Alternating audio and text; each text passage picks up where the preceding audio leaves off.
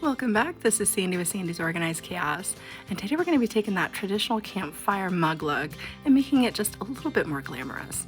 As always, I'll make sure to put everything that I use today into the description box for you guys. If you're new to my channel, don't forget to hit that subscribe button, and let's wake up, prop these tumblers, and slay all day. Let's do this. Today I am starting out with a 10-ounce Happy Camper tumbler mug that I purchased through Mother Tumbler. I went ahead and I prepped and I primed it with champagne mist. I thought it was a beautiful color and would go really well for my base. Now I like to paint my tumblers the night before. I know I'm going to be applying tape to them, and for this instance I am going to be taping off the bottom because I want to have that glittered and I don't really want that speckly look to get across the bottom. So I'm just going to use that seam as my guide, and I'm going to go ahead and tape up the bottom here. But I find that if I paint the night before, that tape will not peel your paint back at all because it gives that paint enough time to properly adhere to your tumbler. Once we are done taping up the bottom, we're going to go ahead and head outside, there we go, and start doing up that traditional speckled look you see on campfire mugs. So I'm going to be using two different colors. I'm going to be using a black, and I'm also going to be using a metallic gold, which go really well against that champagne mist color of our base. And all I'm doing here is just shaking them up really, really well, giving them a couple spritzes to make sure that they're going to work properly for us. So you guys that have been watching me for a while now know I love my speckly looks. I do it all the time on numerous different style tumblers that I do. So I'm going to be using the same technique that I use on all of my other tumblers that I do, where I make this big plume of paint and then I just gently let go of that nozzle until it just kind of starts spitting and sputtering out of that nozzle, and that's going to give us that speckled look across our tumbler. Now I am starting with the gold here. I figured I would just layer. I'm going to do this probably a couple times. I layer the gold first, then I'm going to come through with the black and do the same exact thing, and then just kind of layer again with a little bit more gold and a little bit more black until we get it nice and loaded up with our colors here. But I'll show you a little bit more in depth of what I'm talking about here when I move on to the black. But you know, guys, however you guys want to color this up, or however you want to do your splatters, if you want to get a toothbrush from the Dollar Tree and use that to flick your paints on, you can do that as well. It's completely up to you. However you feel comfortable doing it, go ahead and do it that way. Here is the gold so far. It almost resembles faux mercury glass. Pretty cool. I like that a lot. I might have to come back and do something else with that. Now we're going to do the same thing with the black here, right here. You can see I did a plume and I let go until those speckles come out, and then I just completely load up that black over top, making sure that I get the insides of the handles. Since I am using a handle tumbler today, I make sure that I get it all over the place. Now I want you to also note that if I feel like my finger's going to start to slip up, I'll do off to the side a plume, get it back down to my little spritzes, and keep going. And I did do a little bit more of speckles on the one side, but you know what, I kind of like that. It really does kind of replicate the campfire mugs, ceramic mugs that you see in the stores. So again, just load it up until you think it is enough colors. Use as many colors as you would like. Completely up to you guys. So again, I'm just going to come through with that gold one more time, doing more, do the black one more time, and then I'm going to let that dry, and then we'll be ready to move on to the next step. All right, we're going to go ahead and remove that tape now that it is nice and dry, and we're going to go ahead and glitter up the bottom. I'm just going to be using glue to adhere my glitter down today, and again, I'm just going to go right up against that seam there to help out with my line here. Now, traditionally, campfire mugs have the color around the top, but the way that this tumbler was shaped, I just felt like it was screaming more to have the color around the bottom, and I think it turned out really well with it like this anyway. So it was just more of a taking inspiration from it rather than actually doing it exactly like how you'd find them. So now that our glue is down, we're going to go ahead and apply our glitter. I'm going to be using this champagne metallic and opal mix. This is called Coffee Cake, and that is from sscglitters.com if you'd like to purchase that particular color. I'm going to go ahead and load up the bottom here. I'm going to go ahead and tap off any extras. I'm going to let that dry, and then we'll be ready to move on to the next step. All right, so I let that dry probably for about 40 minutes, and now we're ready to start taking off any extra glitters that just didn't adhere down to the glue.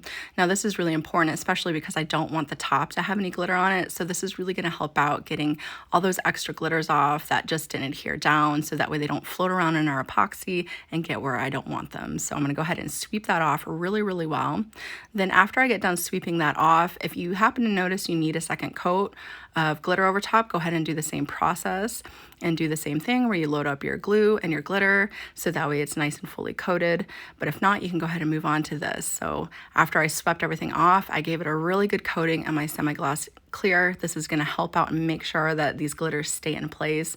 What I do is I give it about 2-3 coats of that, and then after I come inside, I do the thing called the glove test, where I take my glove and rub it across. As long as no glitters come off of my glove, we are good to go. But if any glitter comes off, then it needs to go back out and have one more spritz of that clear on. So it's good to go, and we're ready to apply our first coating of epoxy over top. So for this size tumbler, I'm going to be using about 15 milliliters of epoxy. I'm going to go ahead and fully load that on. And once I get onto the turner, I'm going to show you guys a trick that I like to do, especially with tumblers with handles. So I'm going to go ahead and load that on.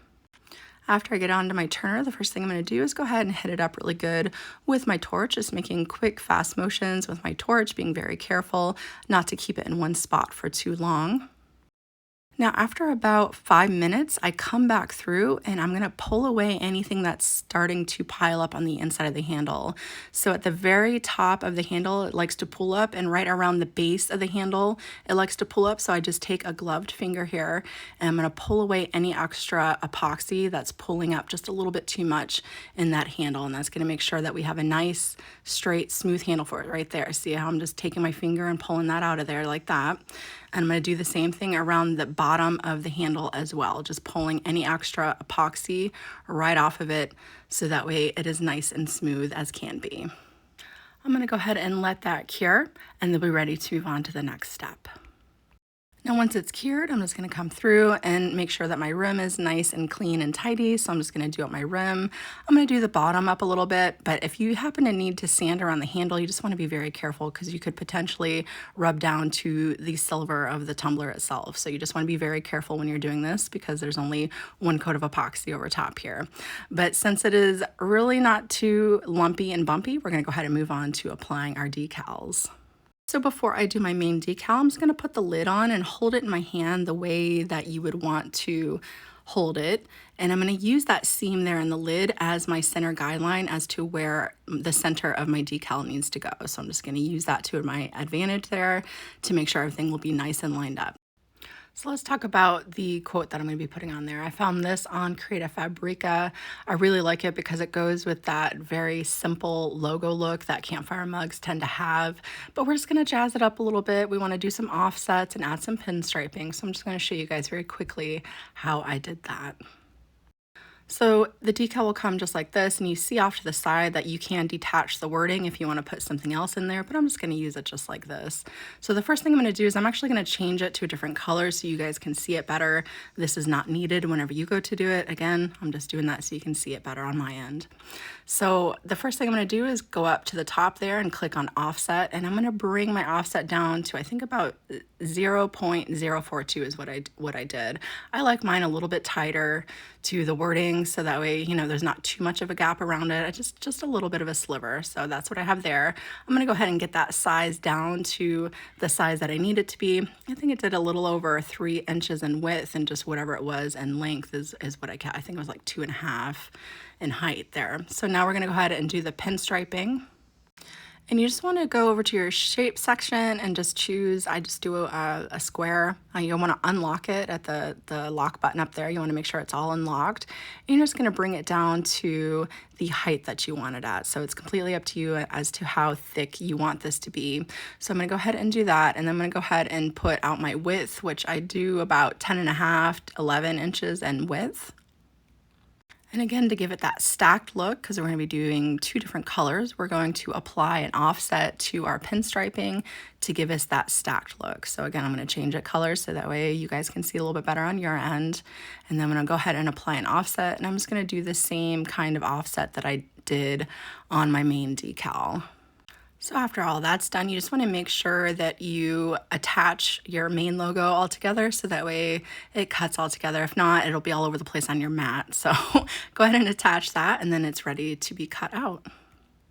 So for my pinstriping here, I'm going to go ahead and get that done first. And again, I'm just going to utilize that line, that seam line right around the bottom, so that way I can get my pinstriping all lined up. And I like to start it off underneath the handle, so that way you don't really see the seam once it's all said and done. So I just used a basic black for the offset portion. And then over top, I'm going to be using a textured champagne colored metallic vinyl.